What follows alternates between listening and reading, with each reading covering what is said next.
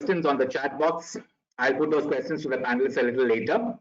So let me start this discussion. I'll start with Sonal. I'll ask her how transformative has been the past few months, and what have been some of the initiatives you took to deal with this environment, something that your employees really benefited from. Sure. Sonal. Thank you. Yeah, thank you so much. And I hope I'm audible. Yeah, you are. And very warm welcome. And I hope everybody is doing safe and absolutely keeping healthy in these tough times. And I must begin by saying it's been a personal journey and a transformation journey for myself and my family, because just to take an example, I have never done so much of housework in my entire life, what I would have done in the last few months. So I think for me, it's been a great realization of a certain learning, and I might be talking about that as we go through. A couple of things, and two themes that have stayed with me. One is, I continue to say that we actually are not in the same boat, but we are in the same storm, because all our boats are very different right now. Everybody has a very different situation. And to me, that itself defines what pandemic is and what pandemic has done to each one of us. The second thing, which I feel very passionate about, is surviving to thriving. Because today, it's a human psychology, it's a human behavior. But first of all, we all need to survive, and we have seen individuals, we have seen organizations, and I think everybody is going through their own journey. There is a different evolution of the path of where they are. And hence, it's first very important to survive. And the companies and individuals which survive will thrive. And then who will thrive will survive. So for me, it's been a journey of surviving to thriving for the last few months. And how has it been in Johnson & Johnson? Just to talk about it a couple of minutes more, is our purpose is really to blend science, heart, and ingenuity to change the trajectory of humanity, and healthkind. So I think for us, that's really driven us for all these months. And like our global chairman says, Alex Gorsky says, we are built for time like these. And there have never been an unprecedented times that have taught us on the live, on the go, on what needs to be done. There, and I'll talk a little bit more, Sujit, if I get the chance, about what FMCG industry is going through and where we are. But happy to share it as we go through. But for me, it's been a big learning of who our consumer, our customers, our communities, and our employees, and the changes in how we have then been able to work through what works best for each one of them in these tough times. So, and I'll share that in a couple of minutes once we hear the other panel members. Okay, we'll get back to that later. Varadha, your opening remarks, what do you want to touch on? You said how touch is even today so important despite all the technology, and how do you ensure touch through technology in some sense? You want to talk about that?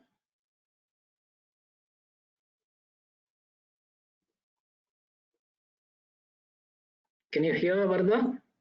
No. Oh, sorry. I was on mute. Okay. Am I audible now? Yeah, you are. Okay, all right. Thanks, Times. I just want to thank them for hosting this lovely panel conversation that with illustrious members. We'll make sure this panel discussion is quite fruitful and productive and relevant. Right, to your question, Sujit, I strongly believe touch and technologies are two sides of the same coin. Though in the virtual working, we emphasize a lot of use of technology, but we should look in this lens. How can we leverage technology to enhance the touch and not replacing the touch, right? So being said that, I just want to give a little more of a context, what has really changed now with this COVID coming in. The complete paradigm has been shifted. Like there are for generation that we have not heard the words like social distancing, that to the place like India where we always believe we are a social animal, so we want to kind of build relation, be with people, and now to kind of have a livelihood, we just say have distance. And today, the negative has become a positive word. We want to kind of be negative to be positive, right? And lockdown and all of this, what really create just a step back, look from an employee angle. With this both life and livelihood getting impacted, there are newses around the world where people have been furloughed, sabbatical, and there are organizations talking about right sizing, right? All of this can actually have an impact at employee at a psychological level. It can create an anxiety. They can be demotivated with all of this social distancing. Loneliness can hit them. But what is important is it is given a big question mark on fear of future, right? And if this continues, I think people might get into. I have already been hearing like there are a lot of mild to moderate anxiety cases which have been reported in the hospitals, right? And therefore, it's important responsibility of the organization to make sure to bring back the talent to their complete well-being, because physical well-being is core of anybody's, I would just say, holistic look.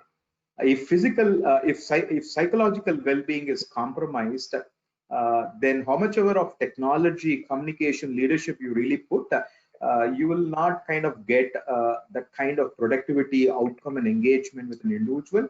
So it's responsibility of the organization to focus at a well-being. And later, maybe if given an opportunity, I just want to talk a little more on that. And also kind of learn, master in the new normal. Okay. Okay, we'll discuss more of that after Atma makes his opening remarks. I mean, yeah, that's an interesting thing. A lot of people talking about the kind of mental challenges now increasingly people are facing in this environment. But before that, Atma, go ahead, your opening remarks. Thank you so much, Sujit. I think coming after Sonal and Varda, I mean, I picked up 2 points there. Sonal was talking about surviving, very, very important and critical. And Varda picked up touch and technology. Yes, I mean, touch and technology are always hand in hand. If I talk specifically about OYO, I think Varda also mentioned that, we are talking a lot about restructuring and furlough and layoff during the pandemic times. But pandemic has hit India, I would say, somewhere in the month of March. And we did a restructuring at OYO, entire change of leadership and everything January. And from January onwards, everything was in place that, we'll focus more on the customer, we'll focus more on the property partners, we will have a more holistic growth in the approach across all the countries. And right before the pandemic, last, I would say 1.5 years or 2 years, probably, OYO has expanded almost in 30 plus countries. And then we have the pandemic. So the surviving instinct, not only for the employees, but for the organization also. Of course, time have not been really great for the leadership, for the investors. We have hearing and reading a lot about what is happening with the SoftBank, which has never happened in last 20-25 odd years. And interestingly, I have been handling the digital transformation piece. So typically and technically, transformation happens in an organization when it thrives a lot, it is generating lots of money. And when you are hit by this pandemic, you tend to freeze or stop all the transformation work you have been doing, because again, quoting Sonal here, we go back to the survival mode. Now the use of technology, which was more about a next level of employee experience, comes back to the employee engagement. Like we are taking a step back here because of the pandemic. Now we are talking more about, and this is happening after a very long time. It should have started few months back. The Varda has mentioned out about the mental health. Similarly, we haven't been talking about the burnout for a very long time. Schedules have been recycled for people across organizations, across units, and I have lots of friends in consulting.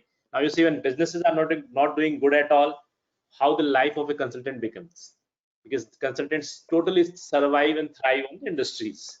So if I talk about the uses of technology a bit here, which probably I will take up in the next question, right after Sonal and Varda, what I would say, probably the last few lines, is that the only thing which OYO is focusing right now and it has been doing wonderfully, that how do it come back to the pre-COVID times? If we talk about like Europe and China and few countries in Southeast Asia, the business is pretty much back to normal.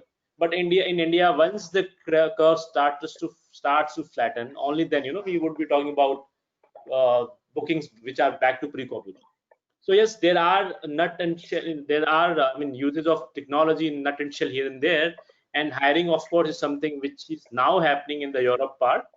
And whatever we have rolled out prior to the technology, prior to the pandemic, those technology rollout have been very beneficial for us. And of course, I will be talking about some of these points in next few conversations.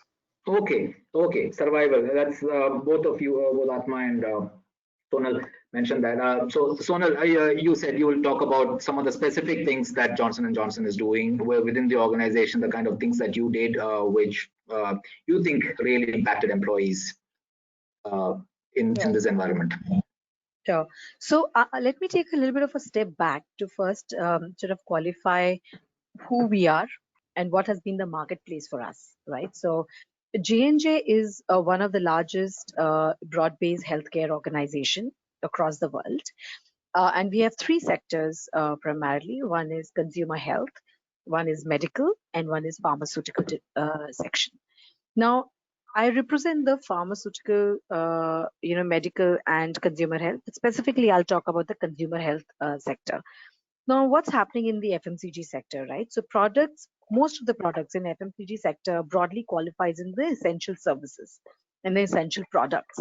And hence, while in April, there was a very quick dip in the way the pandemic hit the businesses, which was a lot about sudden disruption around supply chain. And supply chain was disrupted absolutely unbelievably. I think a lot of our businesses across FMCG industries have been coming back. And they have been coming back because of the kind of products that reach our consumers and customers. So for us, it was very important to understand what are the needs of our consumers and customers in these times, and how do we ensure that we are able to support and provide them the kind of services and products that they look up to Johnson & Johnson. Post that, the big areas of focus for us was just two. One is, how do we ensure on a business front there is digital, technology, and data? And secondly, the partnerships. And if I look at digital technology and data, it was truly about how are we adding new customers and at the same time, direct to consumer model. So there was a lot of work which was done on direct to consumer model. There was a lot of work done on mobile enabled capabilities. And how do we build a resilient supply chain in these really tough times? And some of it would come through automation. At the same time, you all would have seen a lot of work done by a variety of FMCG companies around partnerships. So within the partnerships, there were partnerships with Zomato, Swiggy, Porters. So, how do we bring the combo packs? How do we leverage the breadth and the length of what's available in the industry than just looking at a single company, right? So that's really from a customer lens. From a consumer lens, the trend, and I'm sure you all have seen that trend in the industry, but if you've seen the trend, a lot of demand was coming from rural India, which we also call middle India in one way or the other, right? Because middle India, rural India was slightly lesser impacted by COVID versus the urban population as we started our journey. And hence, what is our strategy from a mass media outreach to those kind of consumers to ensure that our products are available? And if I just look at Johnson & Johnson, our Johnson's Baby portfolio of products started growing in the last month because that truly qualifies under essential products. And we saw the same kind of demand even in a feminine care, which is a sanitary napkin segment in terms of the demand. So I just wanted to lay down and paint the picture of where the business is, because that truly defines the kind of strategy for the organization from an employee perspective. Okay. Now, if I go back and say, what do we truly believe as an organization, right? We truly believe that the good health is the foundation of vibrant lives, thriving communities, and forward progress. And that's been the essence of all our employee engagement and employee care in the COVID times. And what do I mean by that? Right? What I mean by that is the enabling, I would say the pillars in Johnson and Johnson has been very clearly science, innovation, technology, and care for people. And that has really defined the way Johnson & Johnson has scaled up during the COVID times. And for us, it was very important, hence, to understand, because we have three different sectors, how the work will be done. Because how the work will be done is different basis the different kind of customers and consumers we have.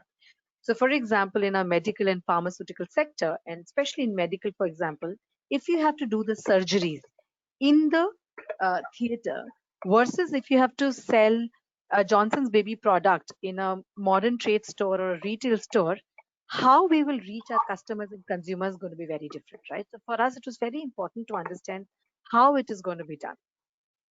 Secondly, I think for me that stands out, for me it's going to be a lesson for life, is how leadership absolutely stood from the front, including our global chairman and the CEO.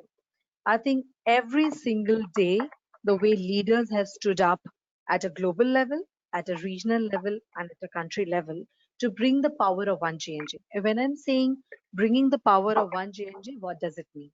It means because we are in the forefront of healthcare, and hence J&J is one of the lead sort of the organization working on vaccines. A lot of our healthcare workers are out in the field protecting the people who are suffering from COVID. A lot of our doctors, a lot of our specialists are working with the healthcare industry to understand what's happening across the world on the COVID front. So very important for the entire J&J to come together and understand for employees what is J&J doing to help fight COVID. And I would encourage you all to see the series of Road to Vaccine, which is up there on LinkedIn, on how J&J is fighting the road to vaccine across the world. So very important, I think, the communication. Second is very important, staying true to the purpose. So while business is important, our entire message has been that the employees are most important for us. And we will understand how the business happens as second. So that communication has been very transparent. That communication has been very upfront, and I think every single leader has. Provide some detail how you did it, that communication that you're talking about, and making employees feel that they are very important. Yeah, so I'll come to that. Can you what exactly? Yeah, so I'll come to that. I'll just finish in terms of first is communication. Second is transparency. So transparency in terms of what are we saying, because our actions have to be very clear with what people experience. Second. Third is agility and speed of decision making, because every country is going through a very different COVID scenario. So what works in India doesn't work in China and doesn't work in Brazil. So what happens at a very country level, and hence the speed of decision making. And finally, our absolutely relentless focus on talent. And I'm going to talk about this a little bit more. So from a communication perspective, Sujit, a couple of things. One is we have a heightened communication framework right now. What does this mean? So we have a town halls, a webcast, we have a newsletter that comes on a weekly basis, not just with what's happening, it's called a COVID newsletter, but we also have a health newsletter which comes to all employees with very key elements of mental stress, very key elements of health and well-being, very key elements of resilience, and what employees can do across in the world. It talks about tools.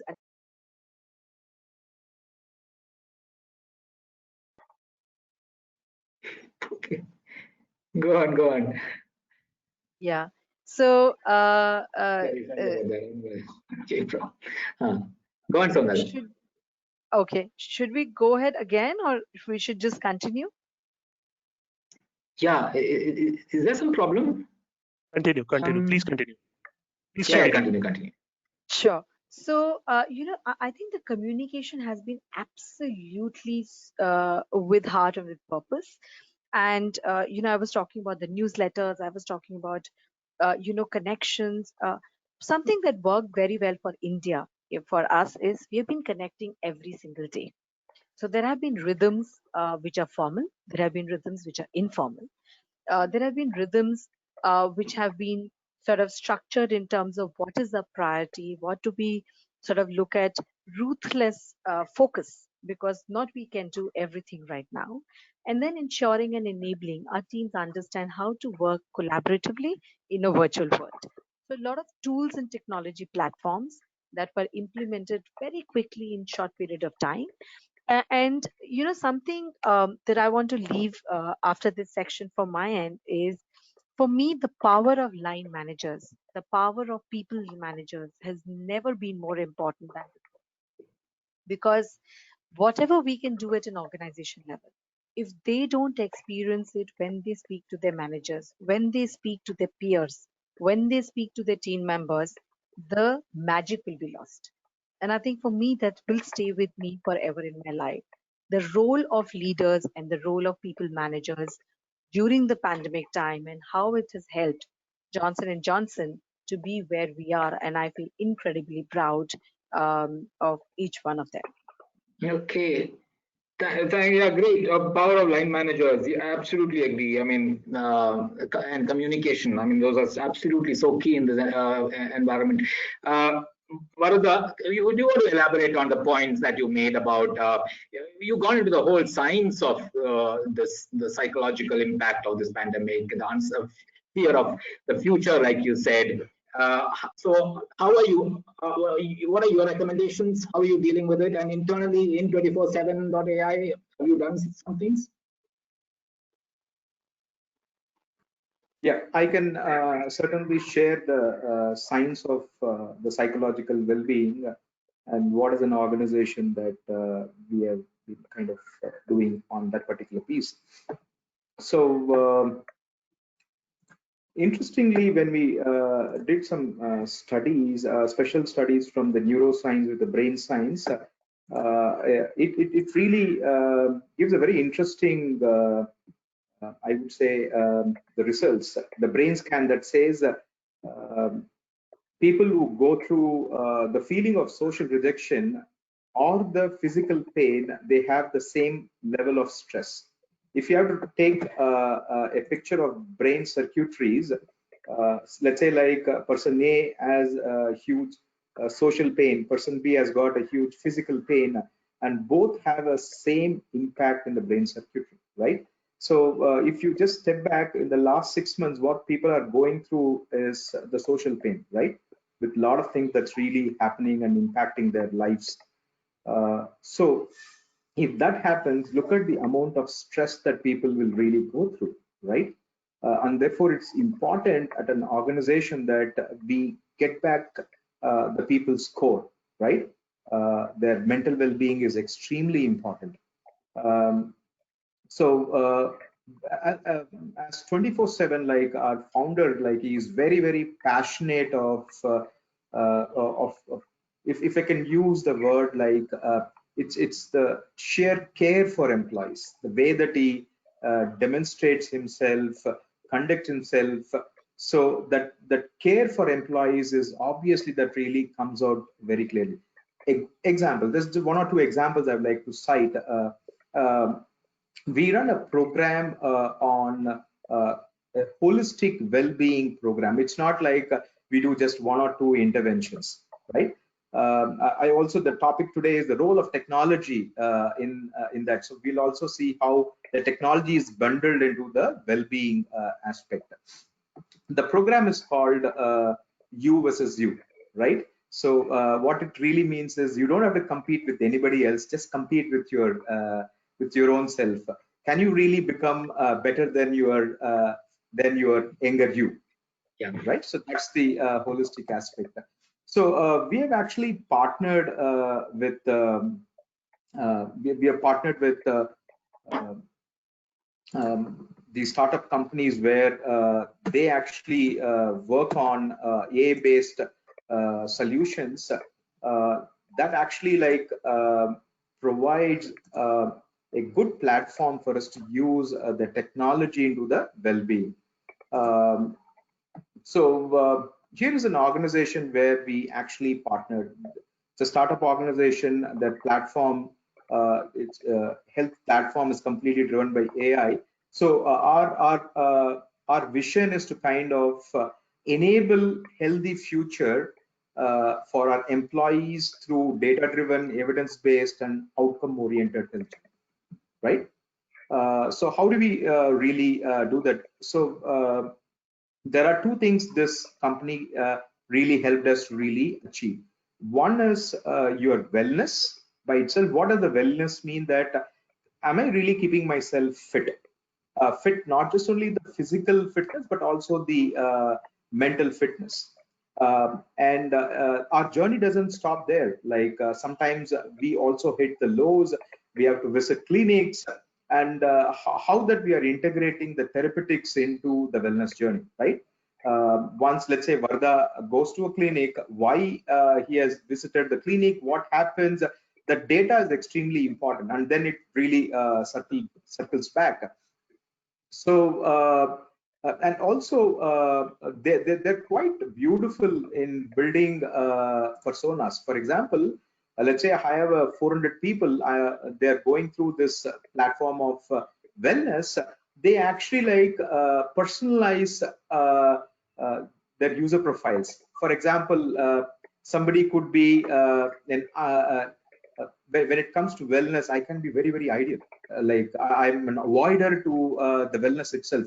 So what is the kind of intervention that they should really provide? Or somebody is very motivated. Look at Atma, he's like a fitness freak here, right? So what is the kind of wellness that we should really offer? So there are a lot of personas have been developed. Therefore, your health journey itself is like personalized. And there are intervention that really kind of enabled A-based intervention that actually gives a whole round of a complete package, right from your physical well-being, your mental well-being, how do you manage your nutrition, and also, for example, like there are some, it's a lot of time people ignore that sleep patterns, your lifestyle, and all of this. There is a holistic that we really kind of give and we offer to our employees. So I can actually talk this passionately for hours, but the respect of time, maybe I would this is dedicated to employees. Do you have evidence to show that?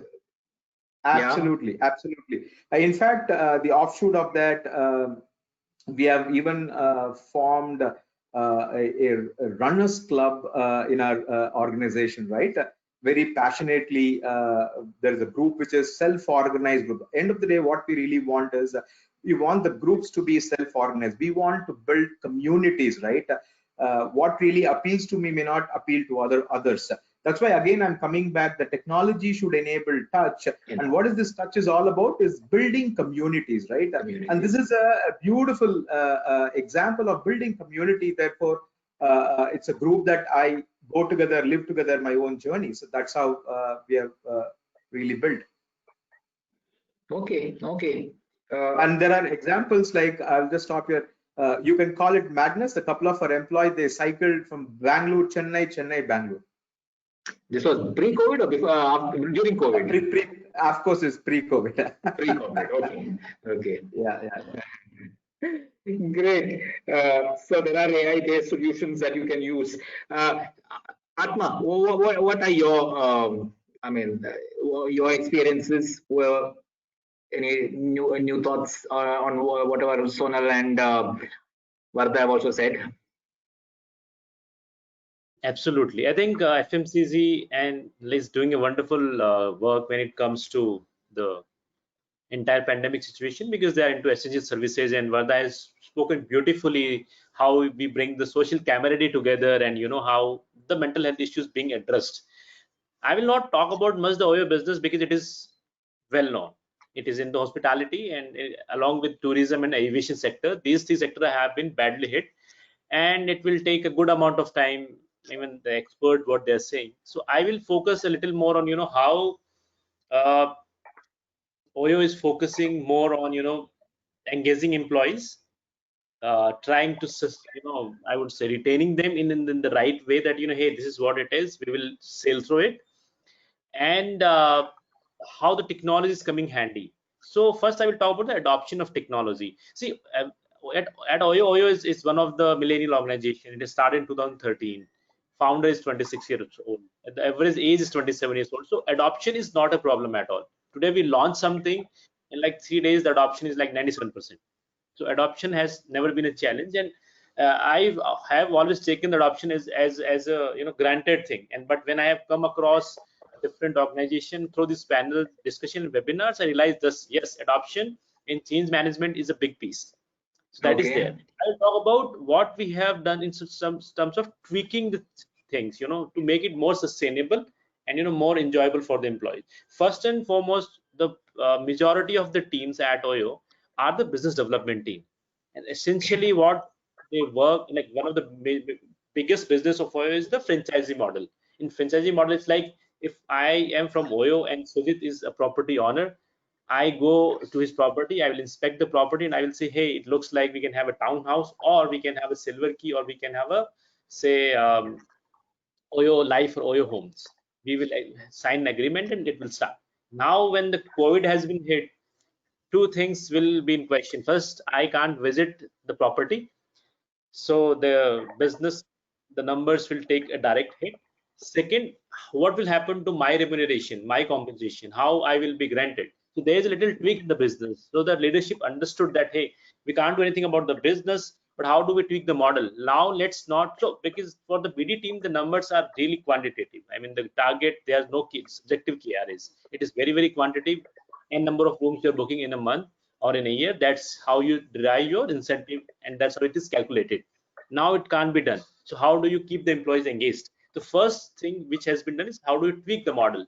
Now the focus is not on booking the rooms per day or per week or per month. The focus more is on now, how do you keep your property partners engaged? How many calls you are making in a day? So immediately the in-house tech team, they have developed a tool where all the employees, they could log in the calls, the recording of the calls, they could upload everything. And because, as I said, the largest chunk of the teams are from the business development, so the system survived very well. There was no crash, and all the repositories there online, and that's how the BD team have been surviving for a very long time. Second piece, what we have done now, again, because of the pandemic, OYO has sustained for like 2 to 3 years. That's how much cash is required. So there have been a minimal spending on the tools and technologies which we have outsourced from different vendors. Now, when you don't have these technologies and tools, what do you do? So immediately, like 10 odd days, our internal tech team along with the IT team have come up with a case management tool. Now, case management tool essentially is in place to address all the employee queries, right? We have this shared services model everybody has. Earlier it was outsourced, we had a vendor, but now because of pandemic, how do we make it cheap? How do we make it freely available to the organization? So tech team, with the IT team and our team, which is what we call as this the digital HR transformation team, came together in a 7 to 10 odd days. A case management tool was developed, and it has been working very fantastically. Now, third thing is, again, because now it seems the pandemic will last for very, very long, we have come up with something called workplace hybrid model. Now, OYO has 3 corporate properties which were leased in Gurgaon. Again, the focus is on the cost saving. So these properties have been vacated. So now once you vacate the property, concept has come the hybrid workplace model. Now the employees can work from anywhere. So what if I want to come to office? Luckily, OYO has this co-working spaces. Power station is there, Innovate is there, which has been acquired a year or so back. So now if I want to go to office, there are these co-working spaces in all the cities. I can go there, I can meet my team. Otherwise, I can work from home, I can work from my hometown, I can work from anywhere. So these were the things, of course, along with the regular technology intervention like virtual meet, virtual hangout, virtual brown bags, coming over to Google. Okay, we also launched right at the time of pandemic, Slack, which is a communication engaging tool. But again, as I said, the engagement adoption is not a challenge, so people have adopted very, very fast. So these tools and technology are pretty much are there, and focus is also then the burnout. That's why people are we have been given forced leaves to the employees. 17th of August was OYO Pentas Day for a long weekend kind of a thing. So these focus are there. Then the time, what is it? 17th was a Monday, 15th was on a Saturday. It has been announced as a OYO Pentas Day. Okay. Yeah. So okay, interestingly, all the employees at OYO are called they are not called employees. They are called as OYOpreneurs. So that's Oyo Pandas Day. Every word has this Oyo with everything. So if you see the properties also addition O, capital O, silver key also has a O somewhere. Townhouse also has big O. So that O place is there. On the last thing, probably what have been done in this space is, as Vardha also mentioned, there has been a tie-up with CureFit. Which is a heavy discount to the employees have been given, which has been integrated with the internal HR technology system also, where employees can go directly from the HR MS system and they can, adopt for one of the course or meditation, mindfulness, or for the dietary course or a fitness course. So those things are there. Probably the last thing, which is not very much in the technology space, but from the retention point of view, this has been done for the first time, I believe, at least in the Indian startup ecosystem. All the employees have been given shares. So that was a, I think, big motivator, a booster for the employees that, hey, you are also a partner here. So Ritesh came in front of all the employees that, hey, see, this is what the situation is. We have been hit by in the pandemic. It is a reality. Business is a tip. Now I am making you co-owner, basis percentage on your rank hierarchy, of course. And now can we come together and address this issue? So I think being transparent and having collaborative leadership and some of the interventions from the technology point of view are helping Oyo to sustain throughout the entire pandemic. Okay. But you mentioned that people are worried. So naturally, you are in that segment. Is there anything that has been done to? I mean, what is your sense now? Are the measures that you took that kind of assuage them? Is that working? To some extent, yes. Not to a very large extent, to be honest with you. But the leadership is trying their every bit to calm down the nerve. Okay. So where I mean, virtually, I mean, virtual versus a physical thing. Where does physical still work better? And other places where the virtual is just not good enough? First of all, thank you so much for hosting this panel, because hearing Atma was a learning for my own self, and the kind of technology platforms he was calling out, I was like, really? Oh, I didn't know this, I didn't know that. So thank you, Atma, for sharing, and it's a great learning together with the panel. So if I go back to physical versus what virtually we are calling as, I think couple of things which has been a big surprise. So we felt that we can never work as an organization collectively, and we never thought about it virtually, right? But something which worked very well is, a lot of teams which were connecting only for meetings now actually connect on a daily basis. So at some teams level, the connects have gone much higher, and they've also become formal and informal, right? So formal as in people know that people's time has to be respected. There are people who have work to be done at home. So there is a very focused agenda than actually agenda being, 3 hours meeting when you block 2 hours. So I think people have become far more intentional, and people have become far more focused in terms of what outcomes do we need. And that's where I feel that the pandemic has helped bring out different ways of working. I think from a customer and a consumer perspective, and this is more of an FMCG sector led conversation of digital transformation, TV versus media. And a lot of time we would have put a lot of strategy, but I think right now everything happened like this because we had to lean in to the new ways of working. And I thought some of the strategies might have taken a years, but now they have happened over a period of months. And that to me, again, I thought that the pandemic really brought something very meaningful from a business perspective and from an employee perspective. The second is, first is the business. The second is, I think, the focus on health and well-being was always there. So we have a hallmark institute called HPI, where actually we run hallmark programs in J&J called Energy for Performance. They have been running for years, and there have been thousands and thousands of employees being trained on well-being. And suddenly the meaning of well-being became very real. And I think the kind of engagement we have done with our employees, again, very heartening, has made well-being here and now very real for our people.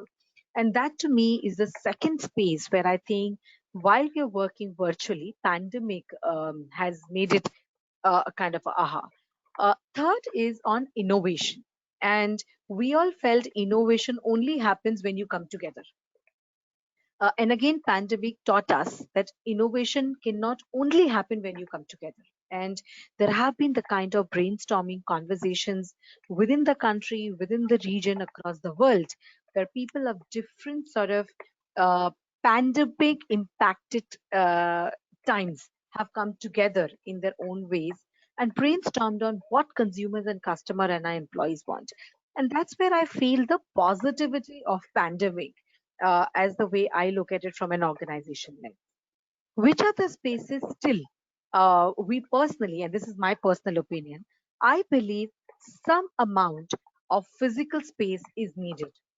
Vardha very nicely said, we are a social animal.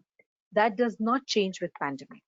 And hence our need, the need could be 25%, 20%, but the need will never go away.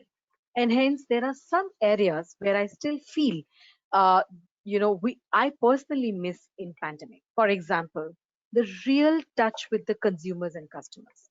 So while we have been able to sustain and understand what's happening in the marketplace, how our customers are responding, how our consumers are responding, but there is a different feel that the business would like to have with consumers and customers.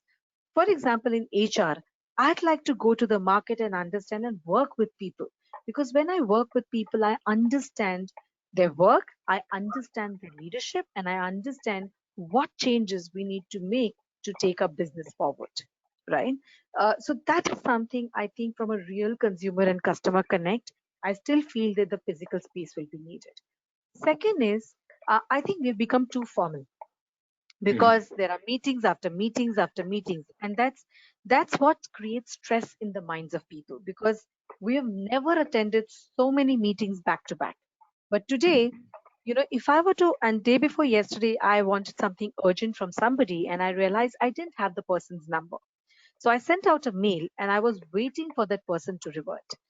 In a physical space, I could have just walked across the person's space, and I would have got it. So I think we have become too formal right now, and there is a desire, there is a need for that informality that is missing out, that also brought the teams together as social beings.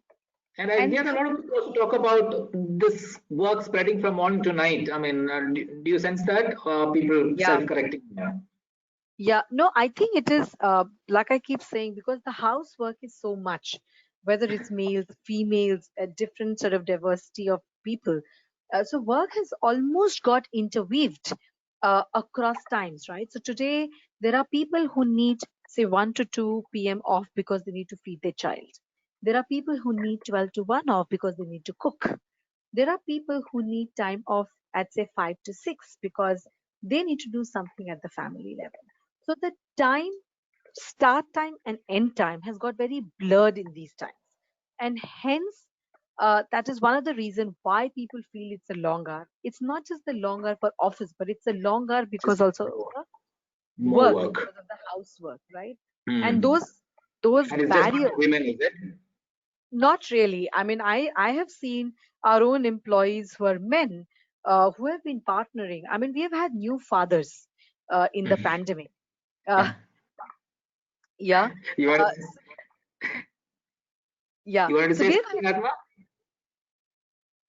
No, I was doing the dishes. I'm saying yes. I'm with Sonal. Okay. Yeah. So I have seen a lot of fathers who have stepped up, at least the ones that I am experiencing in our organization in these times. And I will not go into men or women, because as I see it, pandemic has hurt everybody. And I think everybody, including the kids, are responding to it very differently. So that's what, some of my perspectives, some of let me bring in Varadha. Varadha, why don't you add to what Sonal said? What is your sense? And I'm sure to talk about, and I mean, you have AI and tools, bots, and all that which help in this process. Maybe you can say something about that as well. Yeah. So as I said, that this is something, a new normal that we're all experiencing, right? It's going to be a learning journey. But if you have really take a step back and see a lot of meetings I acknowledge with Sonal, and sometimes people talk about this Zoom fatigueness, right? So too much of a Zoom call, and it's sometimes people it's a lot of stress, right? Absolutely. So if you have really your question of the physical engagement versus virtual engagement, for centuries we've been used with physical engagement, right? So now we have been pushed to really think how we can still kind of use our technology to engage our people virtually. I can just give like few examples that 24/7 that we have attempted, and it came out really well. So one on, we have conducted a global talent show virtual across continents. That is something we wouldn't have even been imagining of doing. So people from Philippines, people from US, Canada, India, all coming together and having a very successful talent show is not easy at all. And they have to record their performance, and then like some of them even live. And we are just integrating all of this with technology. So it was a good learning, and at the same time we all enjoyed it, right? So that's something. So innovation again, is there a stoppage of innovation? Answer is no. So we are going to have a global hackathon. So that's something that we are trying to do. So if this pandemic would have hit, we wouldn't have thought in these directions, right? So now we are breaking barriers, lateral thinking, and we are moving forward.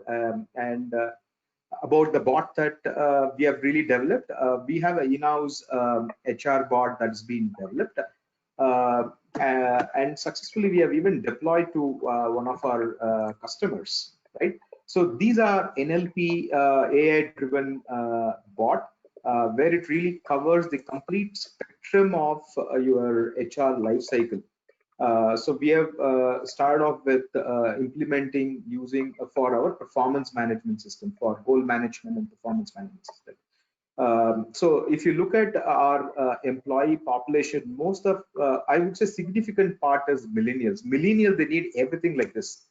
So they don't want to really give a question, wait for like 48 hours. So that's not what they are really used to. And they're all kind of mobile. They want that instant chat and all of it. So this bot, kind of, they can actually ask some very uncomfortable question to bot, and still they will get an answer, right? Okay. Yeah, and very interesting. Anything you're saying, is it? Very simple. The question they can really ask is, am I really eligible for this appraisal? Or how many goals do you think I need to really set? Where do I really find this particular site? All these are all like very mundane. Sometimes they feel little embarrassed to really ask. They can actually chat and get it very quick and fast. And the beauty of it is like this is AI and HI driven. Like wherever the questions which are really complex, it directs to the HR business partner without losing the context, and we kind of handle it very effectively, right? So one of the takeaways, if you have really asked, is if you kind of integrate these bots to the portal, that would significantly increase the higher amount of automation while providing faster resolution to employee, because that's what something that improves your ESAT or reduces ESAT, right? Your resolution time to your employees. What is the second thing? Offering a very proactive digital intervention, which can be a combination of a knowledge base, an AI and an HI. AI is your artificial intelligence, HI is your human intelligence. Combining all of this will allow employees to get near real-time solution. That's again something we should really know. For all informational queries, which instant they have to really wait for a few days, they would just get at the click of a button, right? So all of this are kind of helping us maneuver through this uncertain times, this COVID times. And what it really means, it kind of gives us the thinking of we have to really kind of unlearn and relearn, right? What worked before may not work now. So for us to stay relevant, we have to constantly learn adopt technology not to replace touch, but enhance touch. That's the journey. I think if you ask me whether have you mastered, we have just started. Yeah, so many things can be done. You know, absolutely right. I'm hearing more and more people say that we are doing things that we did not think possible previously. I mean, doing a lot more in some sense. But yeah, there are some places where the physical engagements are still better. We haven't touched on the point of virtual hiring. That's part of our topic. Varadha, you want to finish? I mean, you also have a virtual hiring tool. You are using that a lot, or to what extent?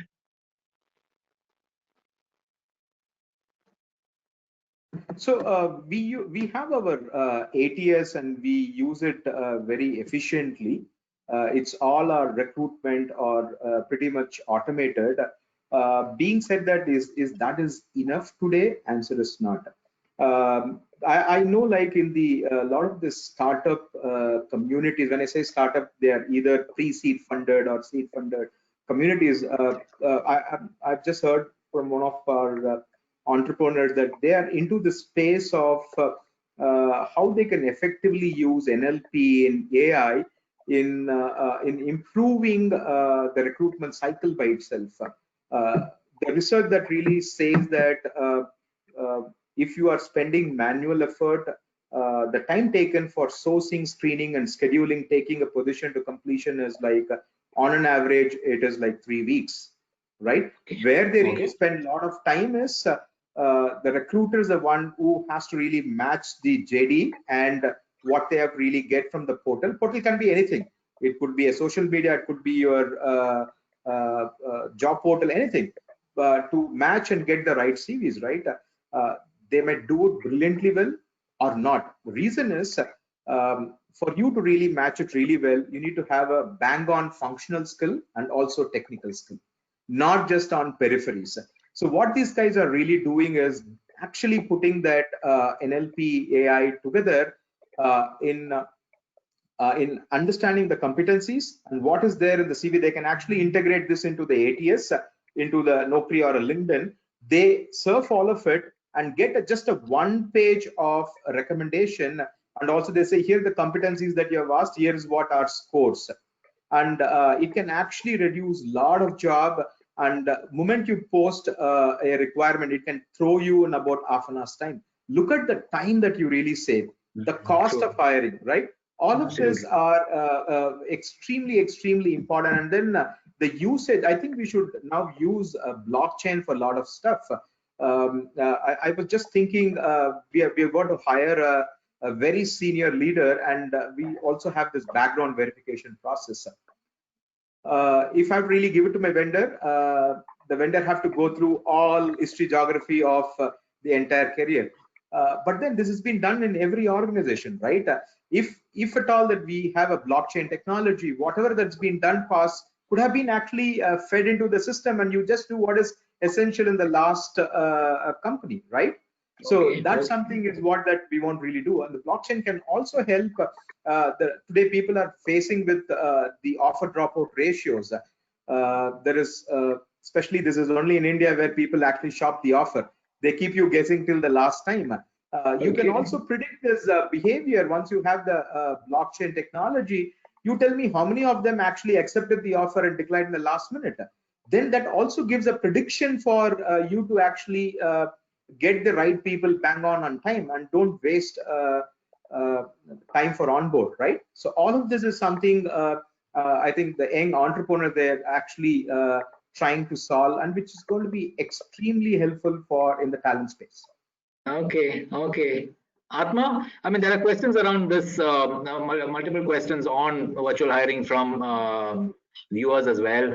How should job seekers prepare themselves for virtual hiring process? And what are the challenges in virtual hiring? Atma, you want to say something on that? I know you're not doing much yourself right now, but I'm sure you understand the process. But of course, I will answer very basic thing when it comes to the virtual hiring. So this question are regarding hiring or getting hired? The question is from like, is it an interview interview. Okay, one is from the job seeker side. What should they prepare themselves for when there's a virtual hiring process? Yes, absolutely, absolutely. There are very few and basic things because in this time I have seen these things. That's a question and from these Kumari R, by the way. There's a Kumari R, and then another question from Supriya Malhotra. Sorry, go on, Atma. Yeah. So very basic things, and it worked a lot. Sometimes, okay. So when you go for a virtual interview, never ever look at yourself. Hide self view. Always look at the camera. Okay. You find it really odd. When I read it for the first time, I found it very startling. What did I do? I took some of the screenshots while I was talking and looking at the camera. So right now I'm looking at the camera, and you can see how I appear to you, right? And now I'm looking at myself, or maybe I'm looking at Sonal. I'm talking to you. Now you can see the difference between the two. Switch off that option, is it? Sorry? It's possible to switch off that option. Yes, you can hide or self view. And also I'm talking to one of my friends in Amazon. They've done some sort of internal research. It's like if you keep your own view, this one of the zoom fatigueness what Vardha was talking about. If you keep on looking on yourself, this is more of a you generate lots of mental stress. So that's a good point. I should... the interviewer, so that won't leave a good impression on the person who's on the other side. And if you look at the camera, the person realizes, hey, you're looking into the eyes, maybe you're talking to them. Very basic concept. I tried it. You find it very odd in the beginning, but after 4 to 5 practice, now I can absolutely look at the camera without doing any of you, and I can talk very frequently, or I mean very comfortably. Okay. One thing. Second thing, again, is very basic. Everybody knows about it. Let the light be on you instead of light from the back. Let the light on you. The bright place.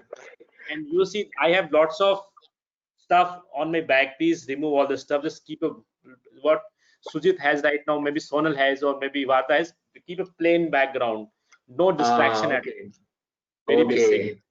Third thing, of course, be in a silent room. Don't be perturbed. Don't be interrupted, and minimize the movements around you, the external noises. And probably the fourth thing is please wear a proper shirt. Don't wear a band. I mean, be a formal.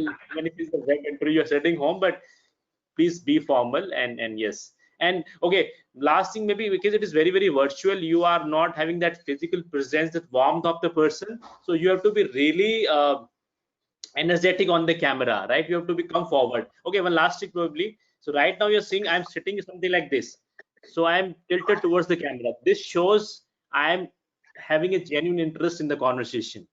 And laptop is generally what do we do? I keep the laptop somewhere here. It's sit like this. This doesn't show that I'm interested in the other person in having any conversation. Always keep it. I know it is not good for the body part, but if you sit in something, shows that you're really interested in the conversation. You're really interested. Okay. Forward, like 70-degree kind of angle, not 90, 120 worst. So I think these are things which are very helpful when sitting for a virtual interview. Some good tips there. Sonal, you want to add to that? Do you do any virtual hiring? Sorry, Vardha, you want to say something? Any of you. So, Sonal, go ahead. Okay, Sonal, please go ahead. Okay, so yeah, we have continued with the virtual hiring, and I think we have absolutely kept all our commitments, as we had. I really love the tips that Atma sort of shared. I think a couple of tips that I would just share is just be normal. It's okay, because how much you will try and be like sort of okay in formal way, but sometimes in the interview you can still have your family, or because everybody is in a different stage of life. So I think one of the things that we would recommend is just be normal and just be okay. I think second is empathy goes a very long way. So when you are a candidate, I think again be very empathetic to the interviewers, because in face to face you understand the body language and you understand how the question is. But in a virtual world, if you have not understood, ask. Don't assume that you have not understood. And similarly, if you're a panel, be very empathetic, because always remember that the candidate himself or herself, as the individual, is actually looking themselves in the screen, and hence sometimes it could be distracting for them. Third is, I think we're still not able to read the body language, and I would recommend to everybody from an interview perspective, never multitask. So if you are in an interview as a candidate or as a panel, be completely with the individual, because if you're completely with the individual, then you are able to listen with the whole body language, right? Otherwise, some things could get distracted, and we never know virtually how the person would react. And look, at the end of the day, it's not that we have never done virtual interviews. I mean, there have been virtual interviews all throughout, because not every company was saying that 100% of the people for 100% of the panel will come here. So I think there is a bit of a shift, but that shift is important because there is absolutely no opportunity for a face-to-face interview. So be mindful, be cognizant, don't get stressed out, either as a panel or either as a candidate, and just make each other feel very comfortable with empathy. And those are the things that I'll call out to build Atma. Vardha, you want to add? There's also a question on what are the challenges in virtual hiring. Vardha, you can take that. That's from Supriya Malhotra. What is important in the virtual hiring is assessing candidate on culture. It is easier to assess on technology, giving some assignments, codes, and whatever is that. But what is difficult is like how do we do the culture fit interview? So as an organization, now we are embarking on a journey in defining, making sure like how the behaviors can be predicted to a culture fit. That's a program that we are kind of working with our LNOD organization, and we are really doing. So we would do a pilot project, and we want to train managers and also the HR fraternity to kind of get that. Easily we can go wrong in especially around the culture, right? So that's an important piece that we should really remember. The second is we want to absolutely do not want to complicate some of these processes. Make it very simple, that too during the virtual interview, and keep the candidate informed about the complete process so that candidate knows what he or she is going through. Otherwise, they'll be really lost. Otherwise, if you look at in person, we call the individual to our office and we complete A to Z round in one day. When they really go out, we actually make a decision. We don't believe in getting the candidate again and again. It's a very poor candidate experience. So while doing all of this, what is important is candidate experience is extremely important, whether you select or reject, right? They become your ambassadors of the organization. If you stick to some of these basics and then like and then train the interviewers on how to interview in the virtual environment. So I know like everybody they can really come back and say I am the master of interviews, I've done so much, but then it's important to do a refresher and take step back and see what are the few techniques that one need to really refine, and then like kind of make sure that you have a clear structure.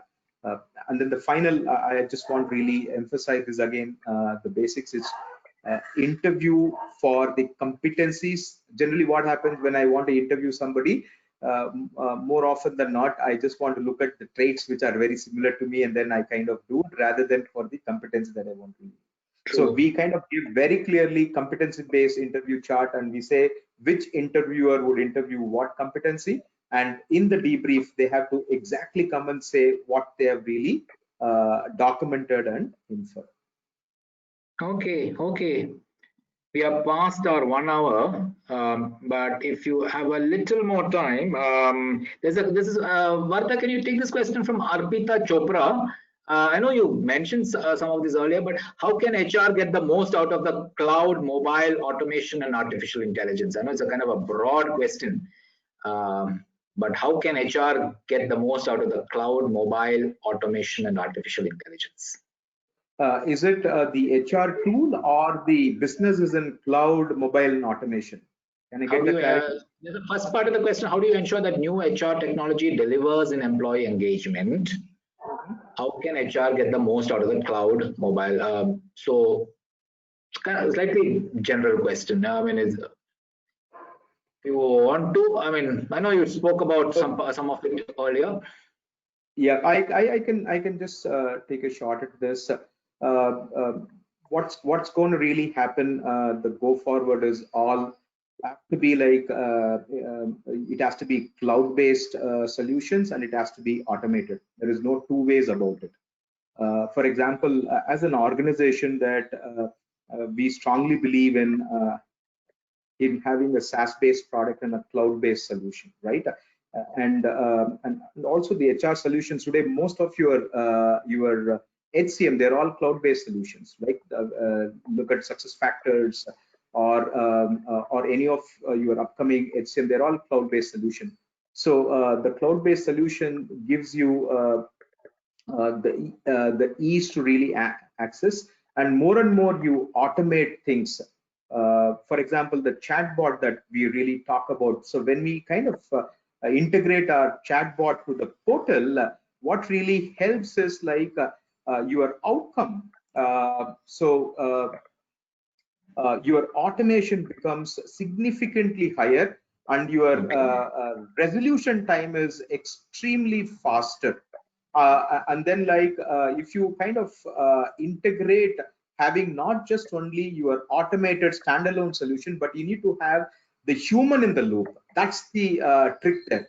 You can't have, if the question is, can the AI solve all the problem? Answer is no, because AI cannot address at a set of complexity where just the human have to get involved. If your solutions are a blended solution where you have an AI and HI driven, then it gives I would say a higher resolution level and higher ESAT. So it has to be automation, and it should be like AI HI blended solution, which can really help solve problems in a quicker fashion and improve the engagement. Okay, great. I think we run out of time. So one last question from my side. I mean, how long do you see this going? It's going to be going for a long time. And what is your sense to each of you quickly, after the pandemic ends, what is your sense? Your companies, how many are likely to continue working from home? What proportions? Have you thought about it at all? Sonal, why don't you start? How long is this process likely to now continue? And once this is over, what is your sense? How many, what kind of work from home policies would you have? So this is my perspective, personal perspective. I think this will go on till December for sure, because we are already in August end, and the cases are only peaking. And we want to ensure from a company perspective that our employees are absolutely safe and secure. So we are going to make decisions as the time comes. We have not declared that, till a certain point in time, we will be working from home or we will be joining back. That comfort stays with the employees and management. But personally, if you ask me, my point of view, I think this will go on till December for sure. Because once this is all over and done with, you think your policies will change towards working remotely? To a certain extent, yes, but not for 100% of our employees. Okay. This will be a hybrid kind of. Hybrid kind of, more hybrid than what it is now. Yeah. Atma, what is your sense? I think so. I want to be really optimistic, and I will be very happy if we go back to normal and start flying by December or January. I know, I can understand. It's much needed for the economy, for the jobs and everything, and so fingers crossed.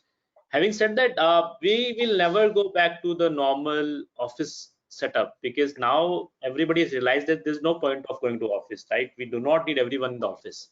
In fact, SBI has announced, I think, or we're planning to announce work from home. I have my friends in the government sector, in the income tax and finance department. They're going like twice a week, or they're working from home on their laptops. So everybody has realized. So we will never go back to the setup where you have to go to office, or you have to reach at 9 or 9:30 or 10, whatever it is, and you have to go and clock in the office. So this is my take on this particular thing. Okay. Varadha? It all depends on when the vaccines will be out, to be very realistic. Okay. So there is longer term. I'm more interested in longer term. What do you think? Yeah, that's what I'm just telling. We have to live with this COVID, it's not, we can't eradicate till the time if we have medicines really support, it becomes a normal flu, right? So being like April, the Q1 fiscal year is what like I'm being hopeful where you get some vaccines out and then like it can get into closer to the normal, but definitely not your pre-COVID situations. So that's what I'm just predicting. Okay, great discussion. Thank you so much. I mean, multiple points, of course, for virtual hiring, some great tips that have come. Like Sonal said, leaders and line managers, such an important role everybody has to play. Communication, so important. Physical may become, I mean, it's still necessary for 20-25% of the cases, but people are doing a lot of things virtually that we thought would not be possible. Same here, even in our organization, I can tell you that. I mean, a lot of things that we thought would not be possible virtually are actually happening virtually. Every day, I think we are learning new things and how to make the best of virtual. So I guess as technologies improve, I'm sure all of this will improve as well. Thanks a lot to all of you. It's been a great discussion. Thanks from Times Ascent, Hangout, and hope to have you again sometime later. Okay. Thank Bye. you, Sujit. Thank you very much. Bye. Bye. Thank you. Thank you very much. Thank you, Harsh. Thank you, Time Ascent team. Bye. Yeah. Have a great weekend. Bye.